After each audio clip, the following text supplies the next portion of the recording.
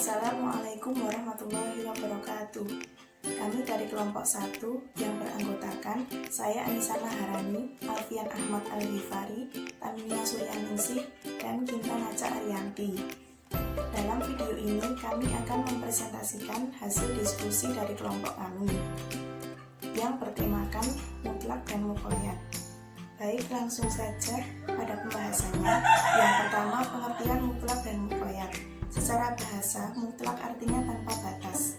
Sedangkan secara istilah, lafaz mutlak adalah suatu lafaz yang menunjukkan hakikat sesuatu dengan tidak dikaitkan dengan sesuatu kaitan apapun. Atau mutlak adalah kata yang menjangkau hanya satu makna dan bukan karena substansinya setelah memperlihatkan hakikatnya yang lengkap tentang jenisnya. Sedangkan secara bahasa, muqayyad artinya lafaz yang terkait. Secara istilah adalah suatu lafaz yang menunjukkan hakikat sesuatu akan tetapi sudah dikaitkan dengan sesuatu yang lain. Atau muqayyad adalah kata yang menjangkau hanya satu makna tertentu atau tidak substansi tertentu yang diberikan ciri-ciri dengan sesuatu yang ditambah kepada hakikatnya yang lengkap tentang jenisnya.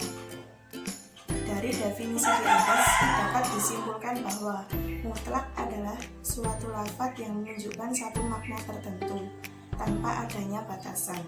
Sedangkan lafaz muqayyad adalah suatu lafaz yang menunjukkan suatu hakikat dengan adanya batasan. Selanjutnya saya akan menyampaikan mengenai bentuk-bentuk lafaz mutlak dan muqayyad. Kaidah lafaz mutlak dan muqayyad dapat dibagi menjadi 5 bentuk. 1.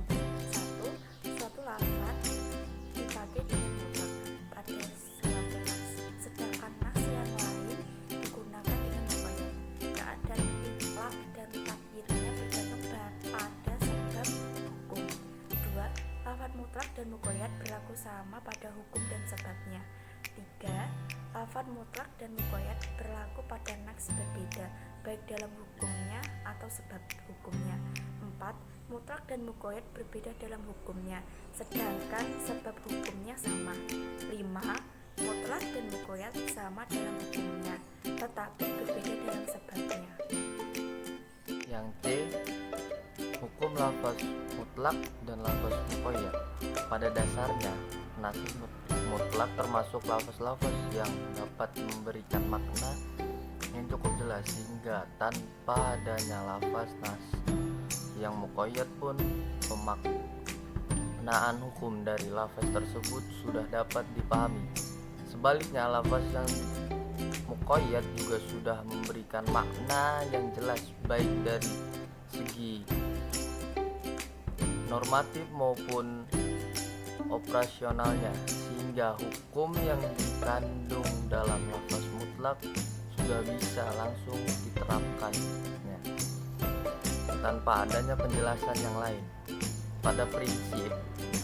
Pada prinsipnya para ulama sepakat bahwa hukum lafaz mutlak itu wajib diamalkan kemutlakannya selama tidak ada dalil yang membatasi kemutlakannya. Begitu juga hukum lafaz muqayyad itu berlaku pada kemuqayyadannya. Lafaz mutlak dan muqayyad yang terbentuk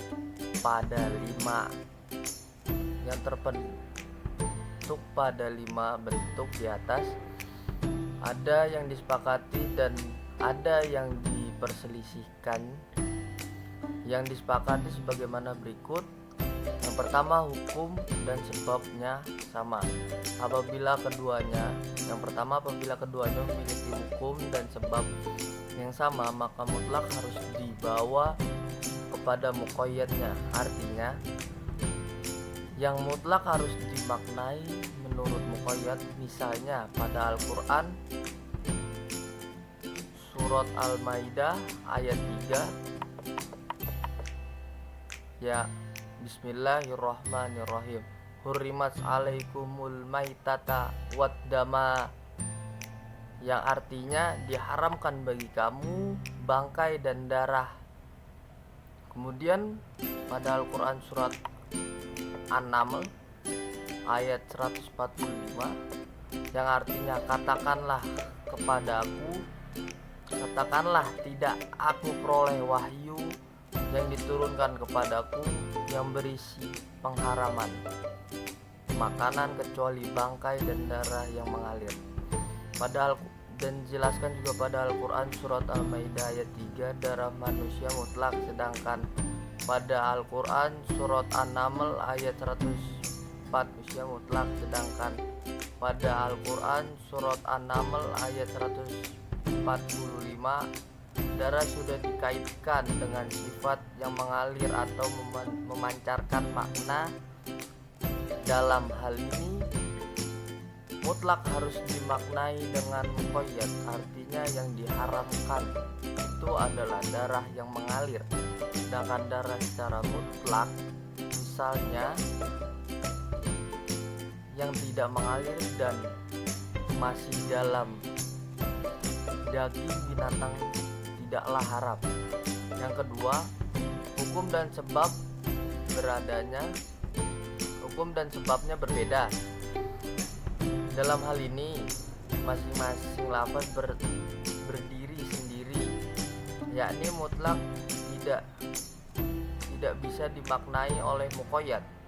Misalkan yang dijelaskan pada surat Al-Maidah ayat 41 yang artinya pencuri laki-laki dan pencuri perempuan potonglah tangan mereka.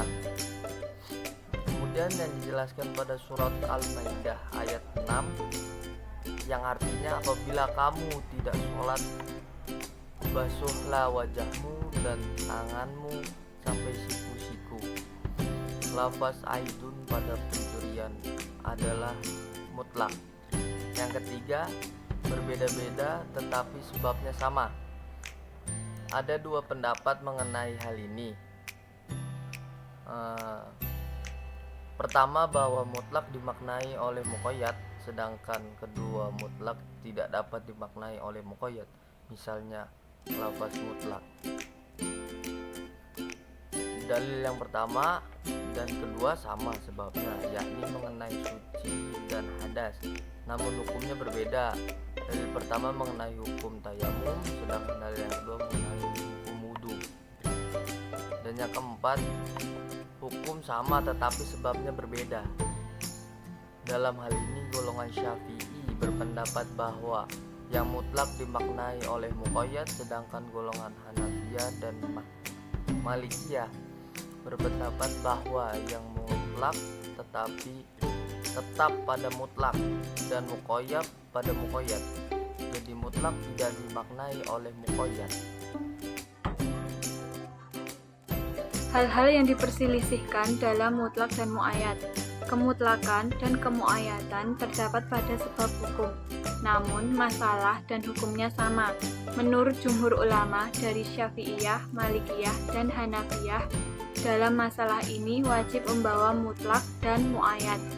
Karena itu, mereka tidak mewajibkan zakat fitrah kepada hamba sahayanya.